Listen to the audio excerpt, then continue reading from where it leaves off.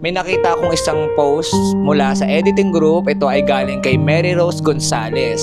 Ang sabi niya rito, "Ma'am, sir, makikisuyo po. Baka pwede pong pakilagyan ice baby ko na namatay. At baka kaya isama dun sa family picture namin na akala mo buhay po. Buhay talaga po." Ayan, base sa ating reference, makikita mo naman na apat sila, so dapat lima. Siguro si ito is junior. Junior na nila sana. So, nakakalungkot naman. Kaya, ito lang yung simpleng tulog ko lang naman. Wala na kailangan kapalit. And nakita ko si daddy, mukhang naka-ready naman na may kakargahin siya dito. So, feeling ko okay dito ilagay yung baby instead dun sa mami. Kasi matatakpan. Walang area na paglalagyan. The rest of the images still happy sila.